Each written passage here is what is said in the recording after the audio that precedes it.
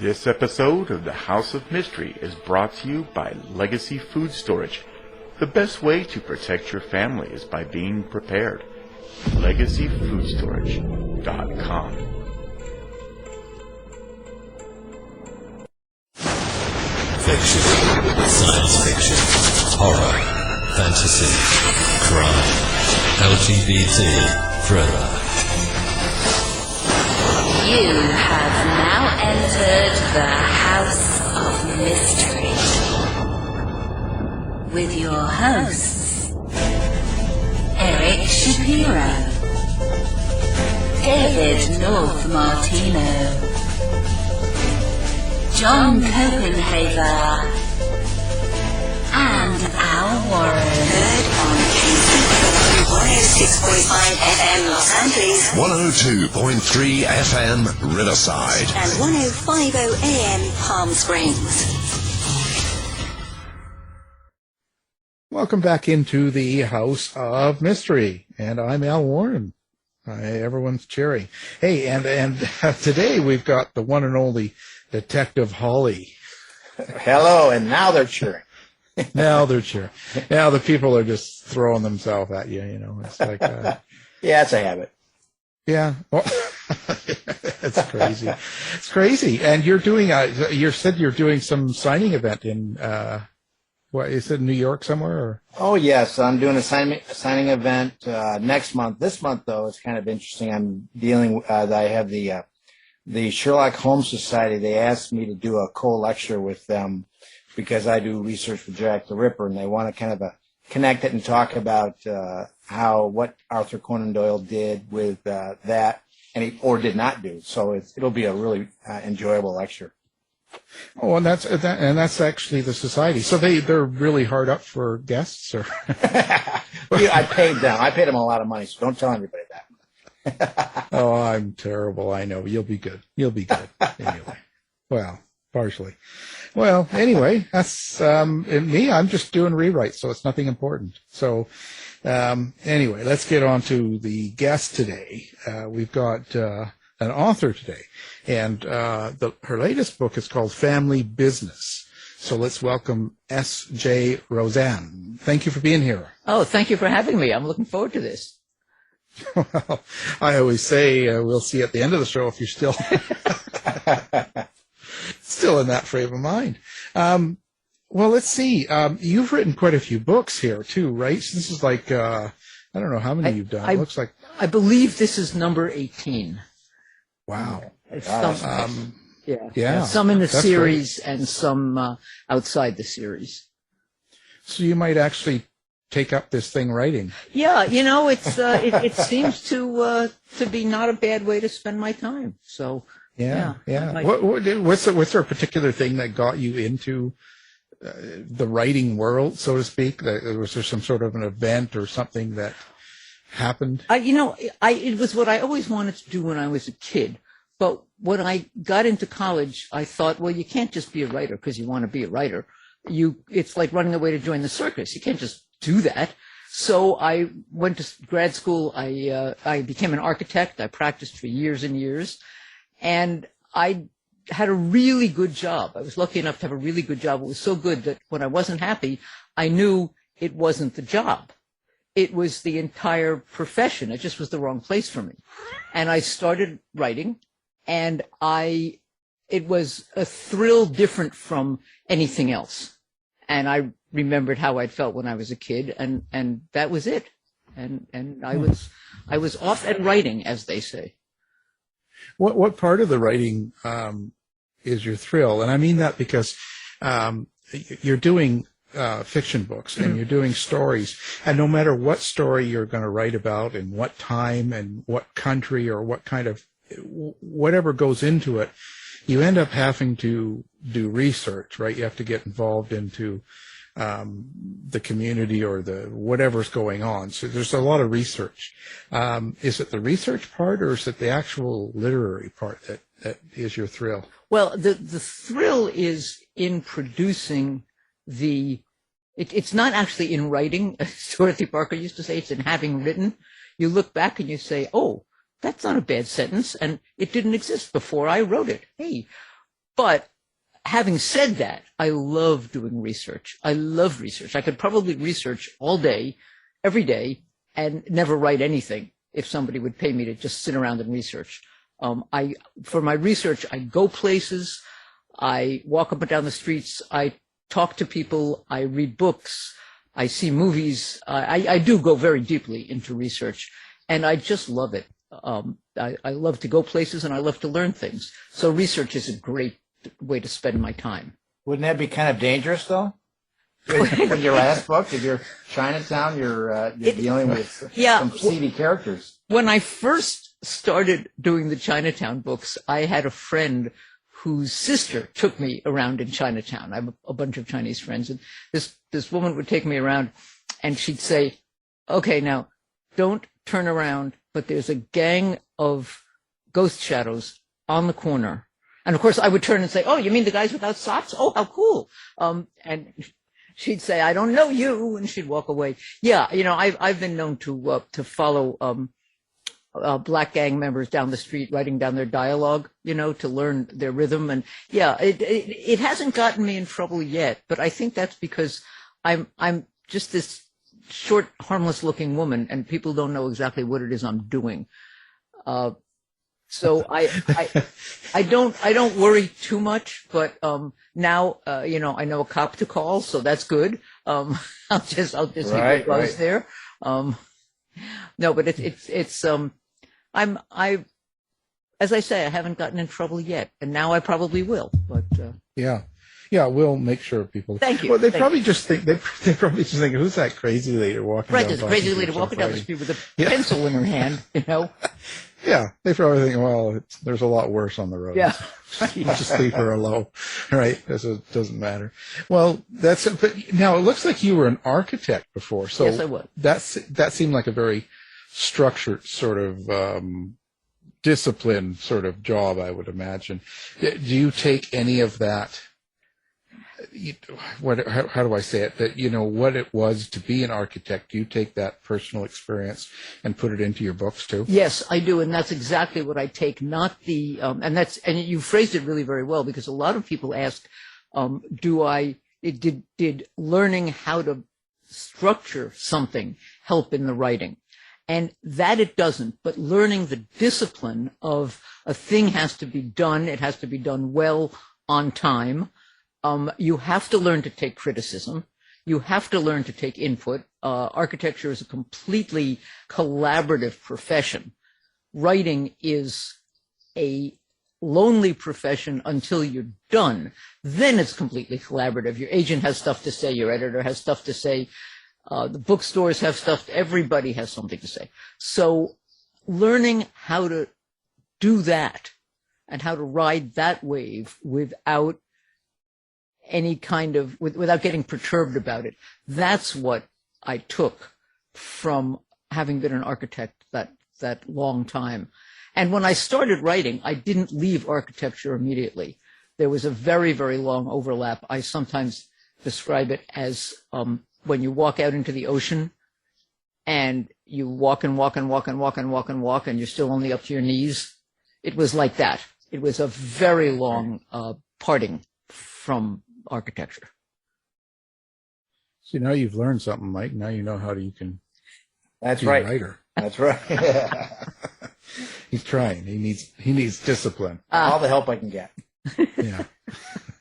Well, and now, so now you're writing. This book, Family Business, is part of a series, yes. Right? It's part of something that you've got the same characters kind of running. Now, I always ask this, so when someone is writing a fictional series and they're using the same characters and a lot of the same things going on throughout it, have you pre-planned all of the books? Do you outline the whole story and then divide it up and give us a book at a time type thing? Is it all kind of pre-plotted, so to speak? Absolutely not.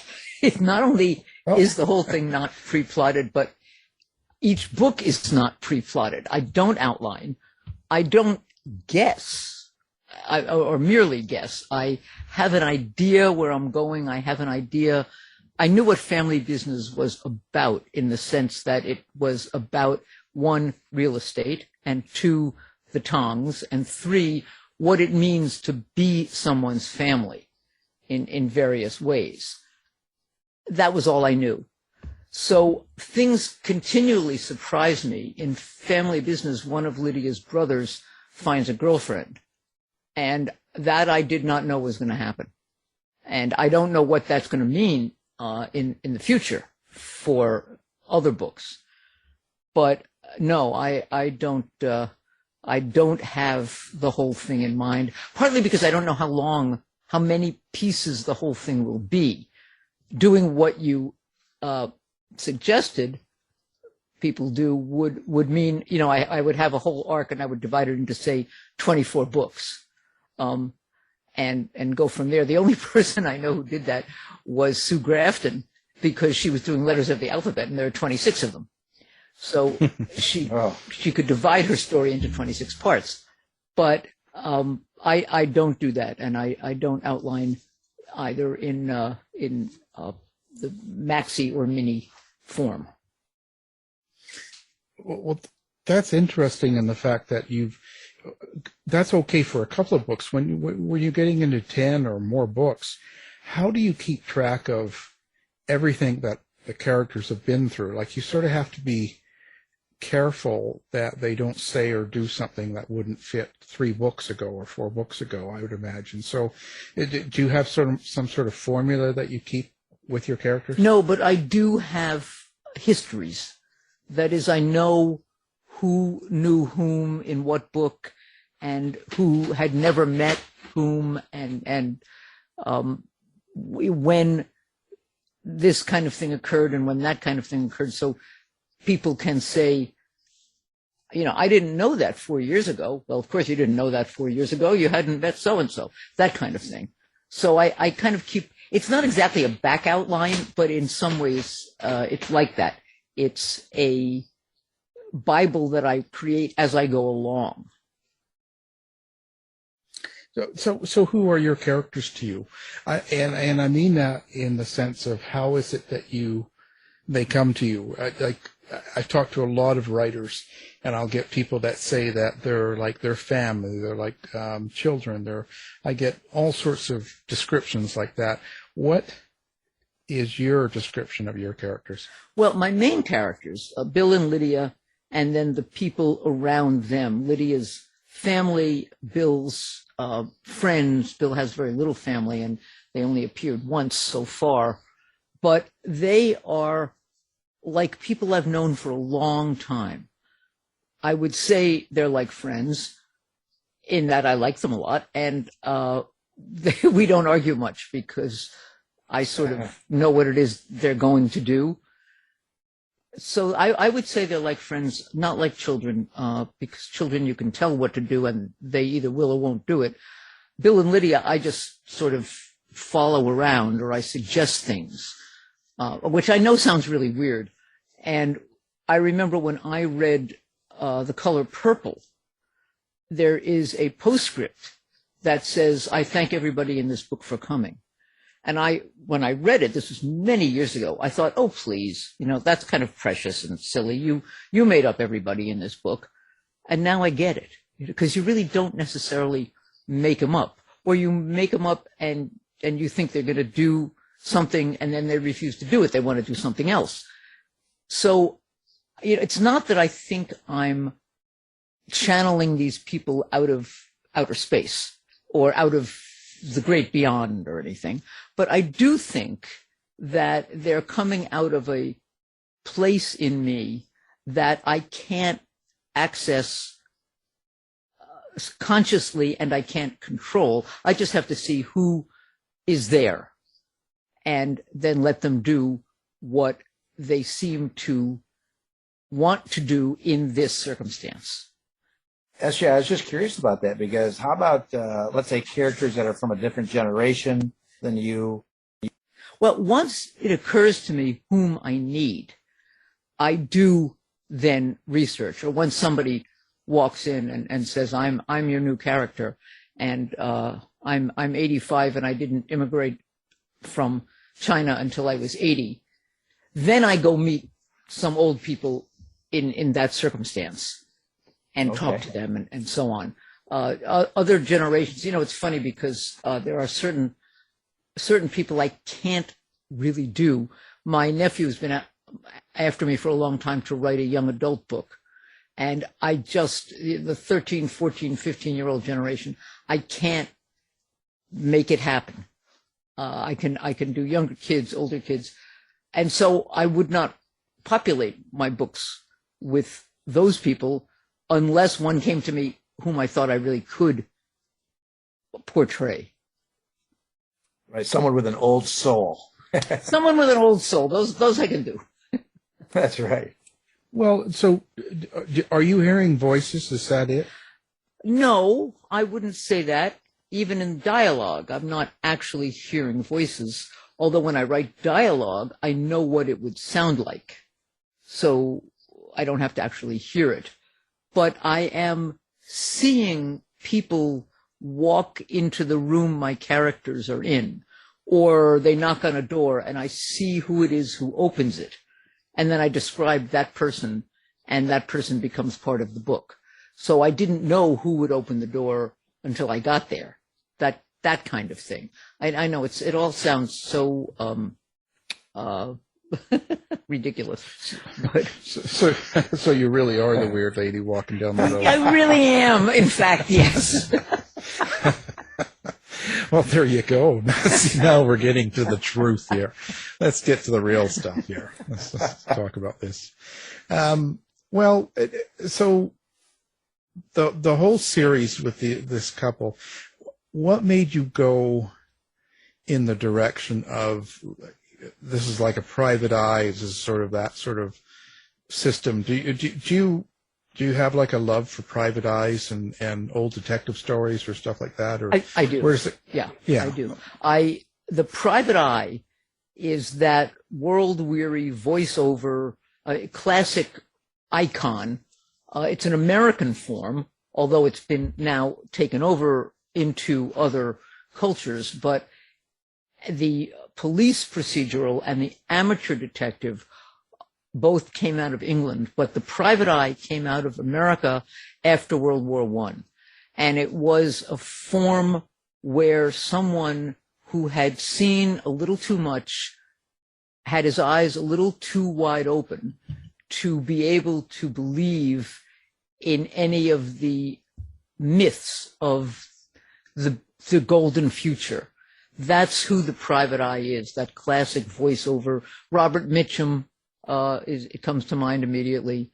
That classic white male voiceover, and what the voice is the voice of someone who, if he didn't know what he knows about the rottenness of a lot of life, could basically have anything he wanted. He's white, male, healthy, young, straight.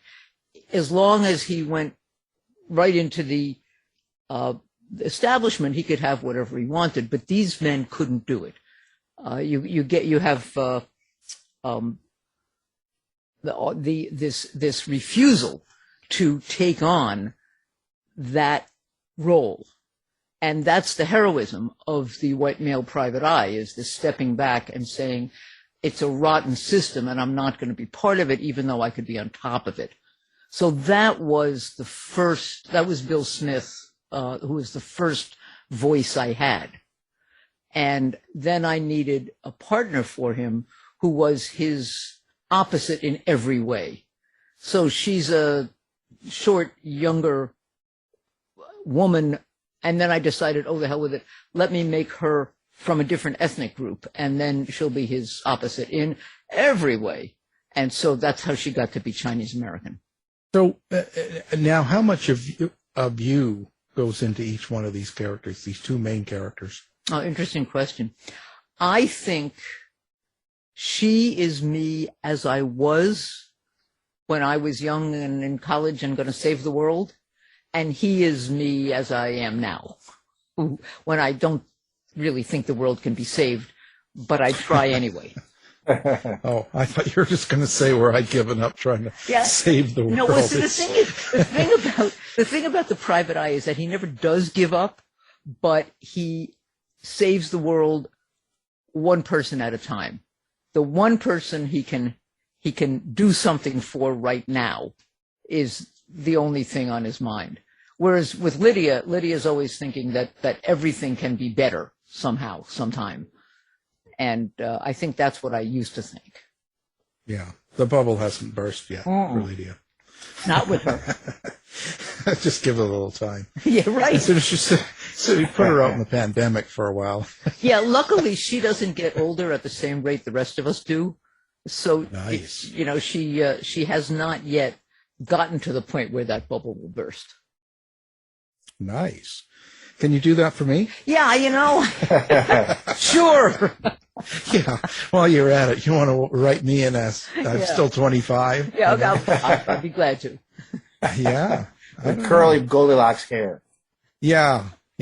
Well, I don't know if it's possible when I've got no hair to add curly hair, but you never know. So now, if you're to describe Lydia Chin, how would you describe her? Like, who is Lydia?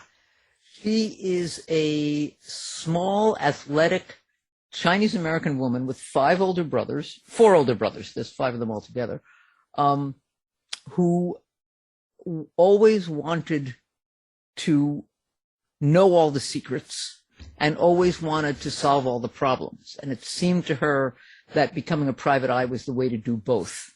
She's smarter than she thinks. She's better at her job than she thinks. She's a little insecure. And she's not a dragon lady. She's not a kung fu princess. She is none of those Chinese stereotypes, although she can fight and she is pretty. But she's not gorgeous, and she doesn't have super long fingernails and that kind of thing. So that's how I would describe her. That's Mike. That's right. Silver fox with big long fingernails. Yeah. And a goatee. And he can fight. All right, there you go. I'll introduce you to. Yeah. Oh, great. No, he doesn't need any more kids. I know, I have 6. So, oh, my gosh, really? Yeah. Well, I stopped at 4, so I don't know what happened, but that's a different story.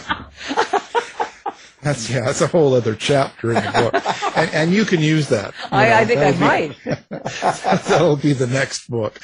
Now that you've invested so much time into this couple, and what they do together and all of that, where does that come from? Like, what you've invested so much, and why? Oh boy! Like, I don't mean, I didn't know how else to put this. It's not really where it comes from, or it's not really. Oh, why are you doing that in a bad way? I'm just thinking that you must really love this, and you're going on you're following this pair throughout life, and they're facing a lot of adventures, and it's great, and it's a really progressive, moving on story. But what is it about these characters and these stories that are driving you? That's a really interesting question. For one thing, I alternate as narrators from book to book. So Family Business is her book. The one before it, The Art of Violence, was his book, and so on. And they are each the narrator and the other is the sidekick from book to book. Yeah, I get to see them from one another's point of view, which allows me to talk about each one in a way that you really can't if you're only writing in the first person as one of them. A lot of the stories are set in New York, and I love New York, and I love to write about New York. And I think actually most of them are. And they're all about something that I find an interesting topic to explore. And to explore it, like, for example, gentrification, which was Family Business, to explore it in the context of characters I know so well means I don't have to build an entire world. In science fiction, they talk about world building. I don't have to do that because I've already done that with Lydia and Bill. So it's a matter of taking those two people who are in some ways very different from each other and in some ways very similar, and putting them into a situation where I can look into the issues that situation brings up. There was a Bill book called Winter and Night, in which he narrated a story about high school football, which she could not, nobody would hire her to work in that world, or not in a natural way that I could figure out. But for him, it was a natural. And I had a lot to say about high school football. And in their various books, that's what happens. There are things that I am interested in researching and exploring and discussing. And I can do it with these characters whom I've come to know so well. It gives me a quicker entree into the world I want to talk about. So you actually do have a subtext throughout each book. There is some sort of a topic going on underneath the physical story. Absolutely. There absolutely is in every book. And so I try to do it in the form of questions. Very, very rarely do either Lydia or Bill very rarely does either Lydia or Bill make a pronouncement. And if one of them does, the other one says, well, I don't know. Think of it this way. I like my readers to see the different possibilities. Usually I do have an opinion, a very strong one, on one side or the other of whatever question I'm exploring, but I like to bring up the questions, because if they weren't questions, it wouldn't be an interesting issue. If the question is X and the answer is Y and everybody can see that, then there's no point in writing a book about it. So yeah, there's absolutely an agenda in each book, but it's more an agenda of asking, could we do this or could we do that, or could we solve this problem this way or that way? And then having the readers think about that. Had a character that you had to have a point of view that you disagreed with, but you had to research it even more to get their point across better? Yeah, that does happen, because there are attitudes that I think, oh, well, you're completely stupid. We're not going to even start with you. But if someone in the book takes that attitude, I don't want anybody to be presented as a stereotype or a caricature. I want my characters to really all come across as real people. There's an old saying that every person is the hero of their own story. So nobody actually thinks they're bad guys, even bad guys. They have a reason for doing what they did, and they can tell you what it is. And, I had to kill him because, he disrespected me. He didn't like my dog, whatever. I had to kill him. And you think, well, no, you didn't. But in his mind, he did.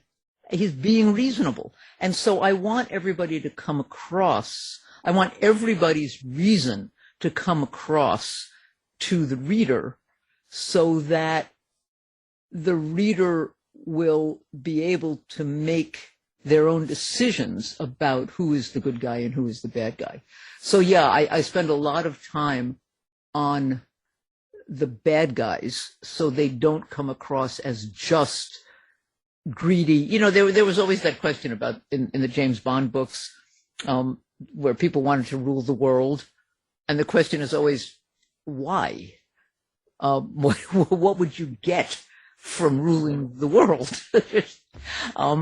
And I don't want just those evil geniuses who want to rule the world, or evil idiots who will never rule the world, but they're just evil. I want people with reasons for doing what they do, even if their reasons are manifestly bad.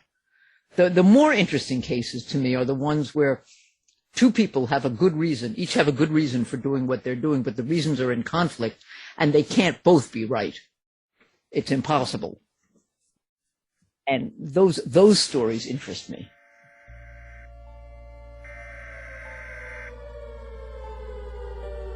We interrupt our programming. This is a national emergency. Important details will follow. Are you prepared?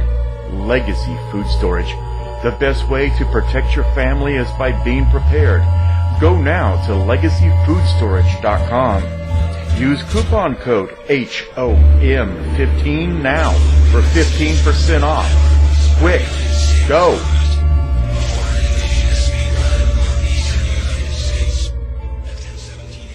Now back to the show. So, the characters, these, Dr. Evil, like all the bad characters in the book that are looking for their $1 million or hold the world on ransom or something. But these characters, where do you get them from? Do you are you the type that, you're walking down the road kind of taking notes, but are you going to coffee shops or hanging out in a supermarket and looking at people, or where does it you get your inspiration? saying you look like a bad guy to me? Yeah. Well, actually, that happened once. In this way, I had a bad guy, or a compromised guy. He really was a sleazy lawyer in a book, and I started writing him, and I could not make his dialogue anything but cardboard. He just wouldn't live on the page. And I was so frustrated one day. I went out for a walk and I ran into a lawyer I knew who had recently been divorced from a friend of mine who had told me things about him that he didn't know I knew. And he's on the street. Hi, how you doing, SJ? What's up? And I'm thinking, oh, you sleazebag. Really? And I went home and I gave my compromised lawyer that guy's physical characteristics, the shape of his lips and the color of his eyes and the length of his fingers. And all of a sudden, there the guy was live on the page. And I thought, and you will never know that this is you. But usually the bad guys are in conflict with the good guys. The good guy wants something, and the bad guy says, no, I want this instead. And so they come as almost mirrors of each other. They arise in reaction to each other. And then that bad guy spawns another good guy, spawns another bad guy, so on and so on. In family business, I have two sets of bad guys in the Tong who are in conflict with the law. They're in conflict with Lydia and Bill. They're also in conflict with each other because each set of bad guys wants something different. And that to me is a nice juicy situation that you can get lots and lots of good pages out of. So if you see someone you don't like out in the world there, in a supermarket or something, so you take that character and kill them, don't you? It's been done. It's been done. Yeah. I would be careful about crossing me, just because, all crime writers feel like this, that you can do whatever you want, but I can put you in a book. So, just watch it. On the other hand, occasionally, I have two friends who were very helpful to me in this book, in family business. But there was a time when I was having a real problem with the plot, and we sat down and had coffee, and they, talked it through with me, and they were really helpful. And so I decided that I would name characters after both of them. So next time we got together, I said to her, the woman of the pair, I said, I've made you a major gangster. And she said, oh, goody.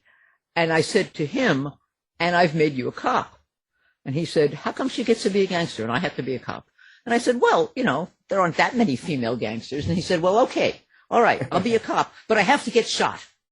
So I had to shoot him. So some people would rather be the bad guy, but I don't think they understand mostly. They think I'm just calling the bad guy by their name. I don't think a lot of people understand they really are the bad guy. So I have my revenge in the end. But not this woman. She's not the actual bad guy. In the book she is. In real life she's not. Oh, sure. Mm-hmm. So now, and Bill Smith. So the details of Bill Smith. Tell us about him. Well, he kind of came, interestingly, he was my first character, as I said, and then Lydia was developed. as a foil for him. He came kind of fully formed. He's from the South. His mother had relatives in New York. Her brother was a cop here in New York. He is from Kentucky. His father was in the Army, and they lived on Army bases all over the world. He plays the piano. He speaks, I don't know, 5 or 6 languages. He is an art connoisseur, but he's also a kind of big, rumpled, private eye looking guy. You would never know these things about him. And he has an office above a bar, or that is, he has an apartment above a bar. His office basically is the bar on Lake Street. And he has been in love with Lydia since the day he met her. And she has been in love with him since maybe book 3 or 4, but won't admit it, or wouldn't admit it for a while. And because it would be just such a mess in her family. And now they're getting closer and closer to admitting it. So that is the situation with him. Oh, okay. So he's not going to be like Superman. He's going to be bisexual or something, eh? You know, you never know. But that's not my plan. One of Lydia's brothers is gay and has always been gay. And there's a whole subplot that's mostly played out, I think, in short stories where Lydia and her brothers have spent years hiding this from her mother because they think her mother would be upset. And her mother has spent years pretending she doesn't know because she thinks it's sweet that her children are trying to protect her. Until finally everybody gets sick and tired of it. And her mother basically says to the gay brother, I think it's time you and your boyfriend just blink and got married already. And you know, just tied the damn knot. And they say, oh, well, okay. And so then, you know, there's a big wedding with 2 grooms. So there is that. It's not, but I think in Lydia, that's in Lydia's family. But no, I don't think Bill is going to come out of the closet, because I don't think he's in the closet. But what do I know? I'm just the writer. You're just the writer. You can't figure it out. No. Things have to happen, and then I write them down. Well, yeah. I mean, you're hearing voices or seeing pictures. Seeing pictures, right. See, if you say you're seeing pictures, they don't lock you up. If you say you're hearing voices, they want to put you on meds and stuff. So, yeah, it depends what the voices tell you that's to do. True too. You know. Yeah. You know. Now, so does each one of the books in the series stand alone? Like, do you have to read them all in order, or do you have to do each one on its own, or how does that work? You can read them on their own. The only thing that really changes is Bill and Lydia's relationship. And it sort of changes with the speed of an acorn becoming a mighty oak. So you really don't miss much if you go back and forth. There was a major shift in their relationship in Paper Sun, but it had taken so long to build up that you wouldn't it wouldn't matter. Occasionally they'll refer to something in this book, in Family Business. Lydia spent some time on the phone with a Hong Kong detective, retired detective named Mark Kwan. He was from a book called Reflecting the Sky. I couldn't remember the name of the book. He was from Reflecting the Sky. And so if you've read that, you know who he is. But if you haven't read it, it doesn't matter to this book in terms of what he does for Lydia in this book. So they can all be read, whichever one you happen to get your hands on. I know there are people in the mystery world who like to read in order, but it's, in this case, not necessary. You could always make Bill Smith, gay, and Lydia Chin could be really a lady boy. Well, yeah, I could. I'm just, working out ideas here. Appreciate right? it. Feel free. I did get an inquiry from a Hollywood production company who asked, they said, we're really interested in your books, but does Lydia have to be Chinese? And I thought, well, if Lydia isn't Chinese, what do you have that everybody else doesn't have? Then it's just moonlighting, right? Yeah. So, but people do make suggestions all the time, and I never throw them away. Oh, yeah. So. Yeah. Well, no. If someone to say they've never heard of you before, and they hear you now, and they're to buy one book to get to know who you are as a writer, best as a writer, what would you suggest that they pick up? Which one of your books? Well, I would have to answer with two. I would have to say, for a Lydia book, this one, Family Business. For a book narrated by Bill, the one before it, The Art of Violence, which takes place in the New York City art world, which is, you really don't have to satirize because it satirizes itself. And that one raises all kinds of questions about what art really is and what it's for, which questions really interest me. So there are those two. They're both set in New York. The Art of Violence is, as I say, set in the art world. And Family Business is set in Chinatown, downtown Chinatown. New York has 6 or 7 Chinatowns now, but the oldest, the one in Manhattan, is where that one's set. So I would suggest either of those. I was just curious on how long it takes you to, from the beginning to the end, to get a book ready for your editors. About a year, sometimes less, sometimes more, but a year is a good. Now that's including the sort of notes at the beginning and the research I do. A book will be about this, and then I have to do some research and make notes and write ideas and that kind of thing. So the actual writing doesn't start at the beginning of that year, but from beginning to end, when I say I'm working on a book, including the early notes. And when we talked about this before we were on air, now, in this politically correct world lately, writing about Chinese characters, does it sort of, with COVID and all the anti-Asian sentiment, does it sort of make you more careful of how you write your characters?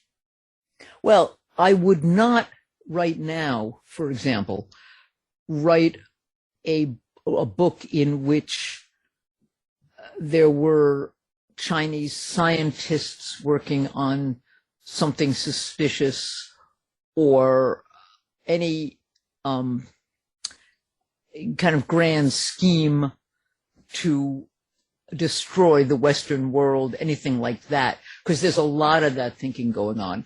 I might do a book next. The next book is for Bill, but I might do one after that for Lydia, in which anti-Asian violence becomes a big deal, because it's always simmering, and lately it's been a much bigger deal since COVID, and I might have to confront that in a book, because it is something that all my Asian friends are now a little bit looking over their shoulders and standing back from the subway car when it comes in, and a lot of that kind of stuff. And I think I might have to confront that, head on in a book. And otherwise really, this book had been started before. Well, no, I guess I started it during the pandemic, but those issues have not come up here. The hardest part about that, in Paper Sun is set in Mississippi, and all Lydia gets is kind of weird looks, but there's a lot of racism anti-black racism in Mississippi, as one might expect. And the hard thing about dealing with that kind of thing in a book is actually the language, because you can't use the words actual racists use. I mean, I can't even say them. It kind of makes me sick. So it's hard. It would be hard to write about the kind of anti-Chinese racism that you see in New York without using the words of the racists. And that I'm not sure what to do about, actually. And if I do decide to do that book, I'll have to decide what to do. In Paper Son, I couldn't use the N-word because I just couldn't do it. And yet, they would. That's a difficult question. Yeah, yeah. It always is. And watching the way people in the world react in a crisis, or like, for instance, with the COVID and stuff, and how nutty a lot of people are out there acting. Does that affect how you write your characters in the fact of, because people do really surprising things, like the whole, COVID's not real, and the, and conspiracies and Jewish laser beams and Bill Gates injecting you with a chip, and you hear all these things, and you see a lot of people that really follow this stuff and believe it, live it. Do you ever use that in your characters? I have not used that. It's fascinating because it's really a kind of delusion that people cling to, because for some reason for them it's easier than believing the reality that there's a disease and we now have a vaccine, and that's the end of that. And that, to me, is really fascinating, partly because in crime, I think the reason people read crime and mystery is because they're looking for explanation. In real life, you walk out in the street and you get hit by a bus, and people say, what happened? And what happened is you were crossing the street and got hit by a bus. In a crime novel, there'll be a reason. Someone pushed you. There's an explanation. And I think that it's the same thing with the space lasers and the chip, that people would rather believe somebody's in control, even if it's bad guys who have space lasers, than believe the reality that actually nobody is in control, and we're all just kind of muddling along as best we can. That's harder for people, and so they buy all this conspiracy stuff because at least it puts somebody in charge. And that actually fascinates me. Yeah. So I should put my laser away then? Well, yeah, shoot. I don't think you can reach me over Zoom with your laser, but I could be wrong. Yeah. I could be wrong. You never know, right? He's got the best laser beam. Yeah. Yeah, it's good. Well, yeah, and it's fascinating, and I agree with that too. I think it's the idea of having someone in control rather than nobody, and yeah. That's even more terrifying. And it's sort of, but the one thing that kind of goes further is, the stories about people that they don't like. So all of a sudden, Hillary Clinton is eating dead babies on her pizza. Mm-hmm. Right. It goes to, instead of just saying, I don't like her. Yeah. They have to actually create some horrific setup, that, she eats dead babies. Like, yeah. So how could anybody like her? Yeah. Yeah. And that's the kind of thing that I don't get, because then not only has someone made it up, but then people believe it. People take it in and go, yeah. It's kind of like, yeah. And that is kind of amazing, is that it's weird enough that someone made that up. It's super weird that other people say, oh, yeah, I knew there was something I didn't like about her. I must have sensed that she ate dead babies on pizza. Yeah. And you think, no, wait, that's completely ridiculous. Well, yeah, that's kind of what I was getting at in a character. So when you have characters in your book, do you ever write that kind of unpredictability, or did you think it kind of wrecks the story? Because someone will go, well, that's not believable. Yeah, well, what's funny is that for the last 2 or 3 years, crime writers have been saying to each other, we might as well resign because we can't compete with reality. If you wrote any of this stuff, your editor would say, oh, come on, make it so people can buy it. So I haven't really dealt with super wacko characters. Yeah. I think I might want to try it, but I haven't yet. The eating the babies on the pizza kind of people, and yeah. I have not. I would have to make up some other wacko idea that would stand in for that. But just think of the excitement of going to meet people like that for research. yeah, I don't know. That might be a little too much excitement for me. Yeah, just think of the fun. I do know, the people I do know, though, who are wacko, are these very serious and otherwise completely normal flying saucer people. Yeah. Who know personally people who've been abducted by aliens and then returned, and so on and so on.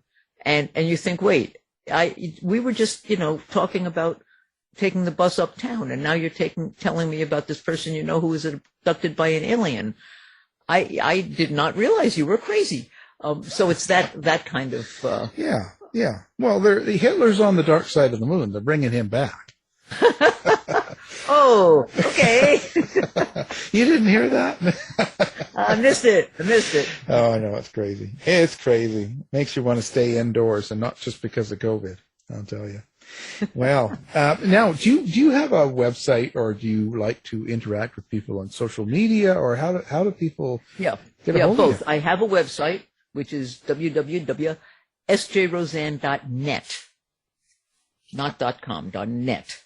.net, because they have to put a net. They have to put a net over me, man. Keep me under control there. Yeah. Wow. And I'm also on Facebook. I'm the only S.J. Rozan on Facebook. I have 2 pages, personal page and an author page. I'm on Instagram, also S.J. Rozan, and I am on Twitter, or as Marty Markowitz, former borough president of Brooklyn, used to say, Twitter. I'm on Twitter. So yeah, I'm on S.J. Rozan. It's easy to find me. And I love to interact with people. I studied photography for a while, and I post a lot of photographs. So, you can interact with me and my love of New York, anytime you want on social media. Yeah. And maybe, you guys can cook some pizza together. Share recipes. Oh, don't start with the pizza. I may never have another piece of pizza again. Well,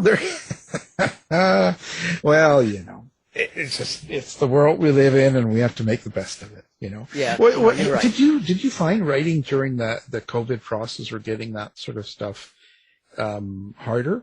Did it affect your writing? It did not, and it's interesting because I know a lot of my friends could not write. People were making masks like crazy.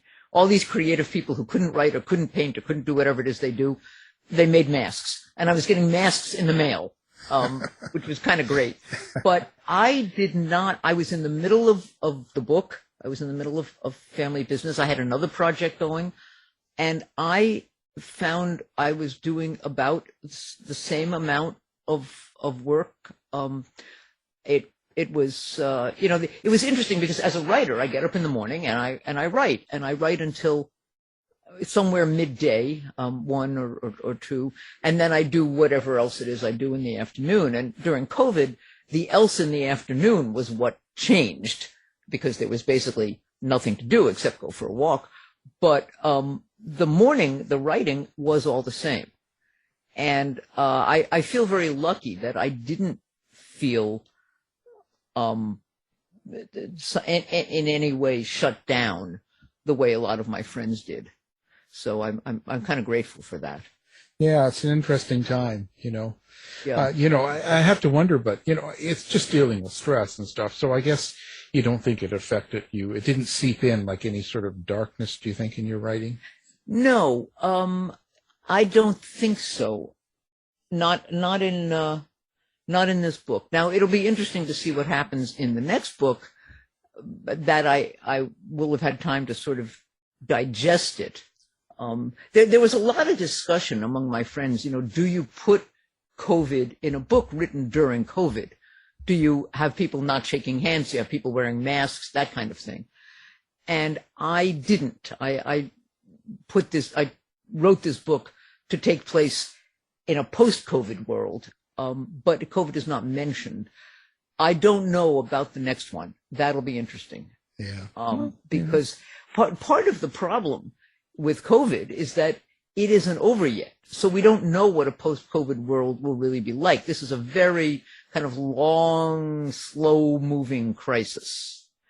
And as opposed to, say, 9/11, which was over, and then you were in the post-9/11 world. We don't really know what post-COVID is going to look like. We don't know what the work world will look like, what restaurants will look like, any of that. That's just beginning to show itself now.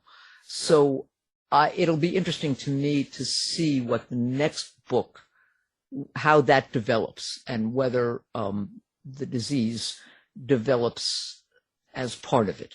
Well, yeah, maybe Bill Smith will start using that spray tanner like Trump. Yeah, no, I don't think so. But what Bill might do is start giving up smoking, because I have had people objecting to his smoking for a long time. And now that we've been through this, breath-related disease crisis, he may finally give up smoking, which would make him very cranky, which will be interesting in the next book, because he's narrating it. So we'll see if that happens. Well, there you go. He's gonna start using spray tan. He's going to be talking about the Hong Kong flu, and he's going to be bisexual. Oh my God! I've got your next book planned. I'm going to get letters from people who turned in right toward the end of the show. There you go. And they say, "Wait a minute. Well, we heard that." Yeah, we heard. Well, that's all right. Please send all your mail direct to S.J. Rozan. I mean, we'll have all of that up on the website. Just do one click and just tell her that you do not want this one turning into a Trump lookalike. Okay. So, anyway, it's been a lot of fun. Interesting. And the book we're talking about, of course, is Family Business, and it's a Lydia Chin and Bill Smith mystery. And the guest is our author. The author is our guest. That is S.J. Rozan. Thank you for being on the show. Well, thank you for having me. It was great speaking with you. Great speaking with you too. Tired of wasting time trying to decide what to watch on your streaming service? Go to our website and look for the Martino movie reviews. To find out more about our show, guests, or to listen to past shows from our archive, please go to www.houseofmysteryradio.com. Show's over for now. Was it as good for you as it was for me? Well, good night. This has been a production of Something Weird Media. I'll be back.